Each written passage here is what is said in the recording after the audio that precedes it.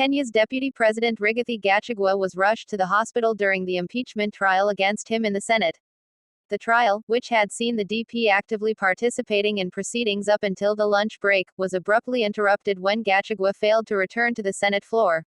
His lead counsel, Paul Moot, later informed Senate Speaker Amason Kingi that the DP had taken ill during the break and required immediate medical attention.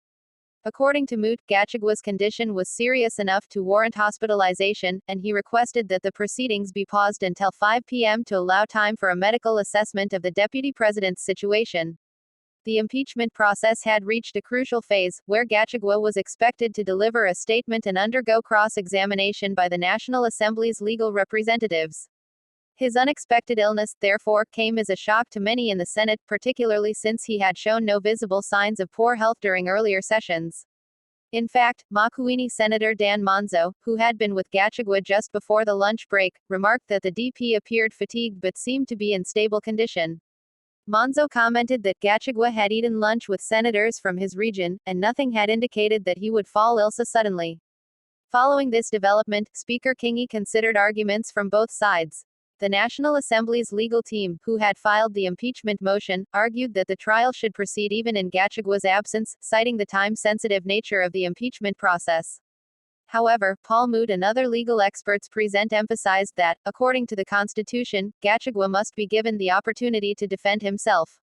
Lawyer Steve Ogala, speaking to Tuko, affirmed that proceeding with an impeachment trial in Gachagua's absence would be a legal nullity, especially in a medical emergency.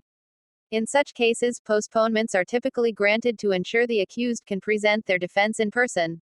Speaker Kingi ultimately ruled in favor of suspending the session until 5 p.m., allowing time for further updates on Gachagua's condition. While there was some tension about the possibility of further delays, most legal experts agreed that Gachagua's presence was necessary for the trial to continue. Should the deputy president's condition worsen, it is expected that the impeachment hearings will be delayed once more, as both the law and natural justice require that Gachagua be present to offer his defense. This incident has added another layer of complexity to the already contentious impeachment process. Gachagua's impeachment trial stems from allegations made by the National Assembly, accusing him of misconduct and abuse of office. The trial has gripped national attention in Kenya, with political analysts closely monitoring the proceedings. Gachagua's hospitalization may also impact political calculations, especially given the already fraught nature of his relationship with various factions within the ruling coalition. Some commentators have speculated that this development could either delay or complicate the path to a final resolution in the impeachment process, depending on how long Gachagua is unable to appear before the Senate. As of the last update, the Senate was awaiting a report on Gachagua's condition. If he recovers quickly, the trial will resume, with Gachagua expected to deliver his defense and face questioning. However, if his health remains a concern, further adjournments could push the trial into an uncertain timeline.